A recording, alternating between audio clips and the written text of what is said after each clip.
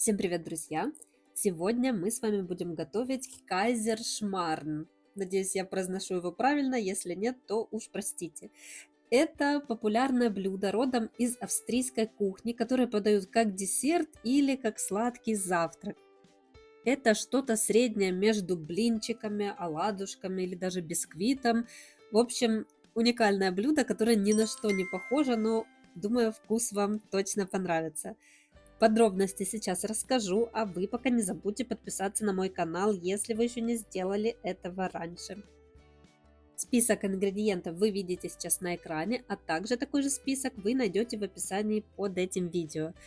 Никаких сложных ингредиентов не понадобится, все очень просто, и готовить мы это блюдо будем на сковороде.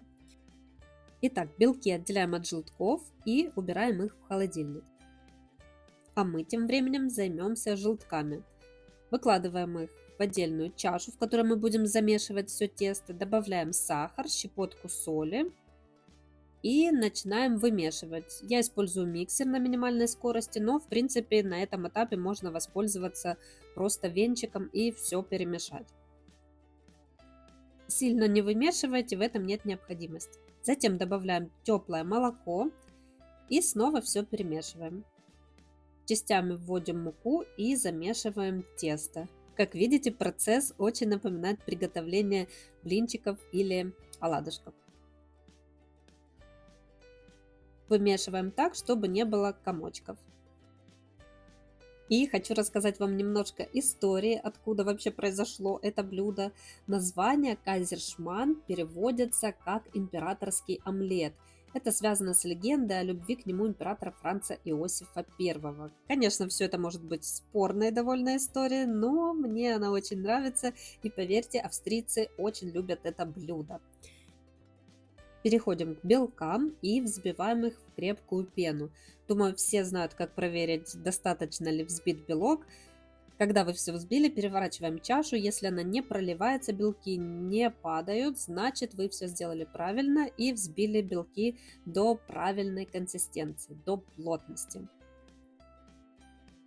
Так как белков у нас много, целых 4, взбиваются они быстро, никаких специальных манипуляций здесь проводить не нужно.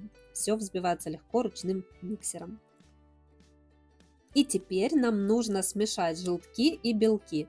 Для этого еще раз перемешиваем нашу желтковую массу и аккуратно частями добавляем белки.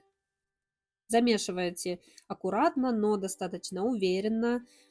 Перемешиваем так, чтобы желток хорошо перемешался с белком и тесто было однородное. Слишком долго не вымешивайте. Добавили белки, перемешали аккуратненько и все. Можно приступать к выпеканию нашего кайзершмарна или шмана. Обычно «р» не читается. Все по-разному произносят, но знайте, что это оно. Вот такое тесто получается. Теперь берем сковородку, разогреваем ее и отправляем сливочное масло.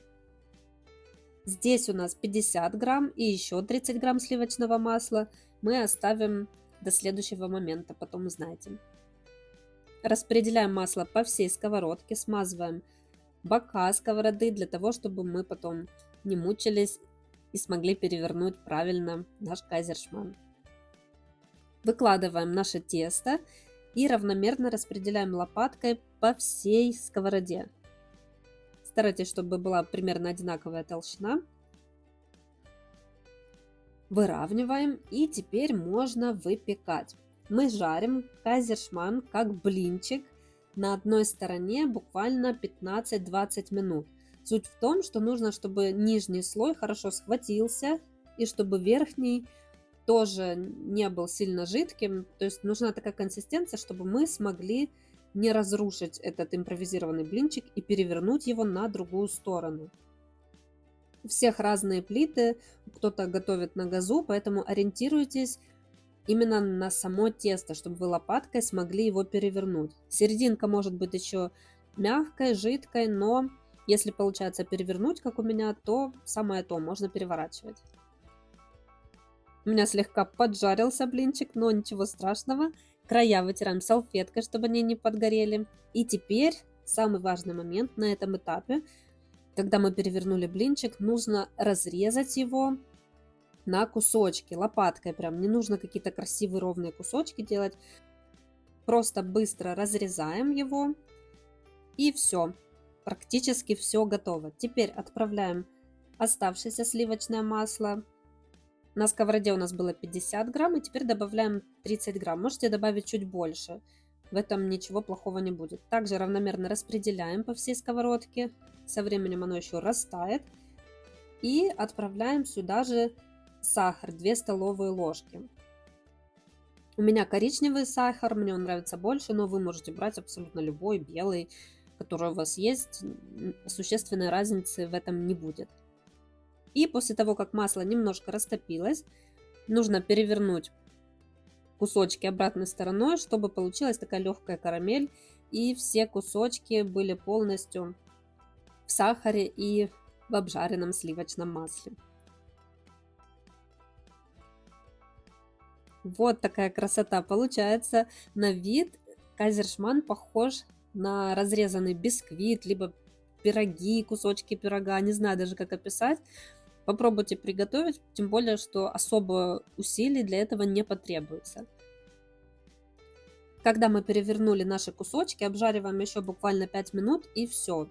Наш кайзершман готов. Перекладываем его на тарелку, и уже можно подавать. Обычно кайзершман едят на завтрак с вареньем, с сахарной пудрой, с фруктами, кто как любит. Ровно точно так же, как мы едим блинчики или оладушки. Можно даже со сметаной, со сливками. Выбирайте абсолютно любой вариант, который вам нравится. Надеюсь, этот рецепт вам понравился. Пишите в комментариях, что у вас получилось, пробовали ли вы когда-то это блюдо или нет. Мне всегда интересно почитать, что у вас получилось и вообще с вами пообщаться. Всем спасибо, берегите себя и до скорых встреч. Всем пока!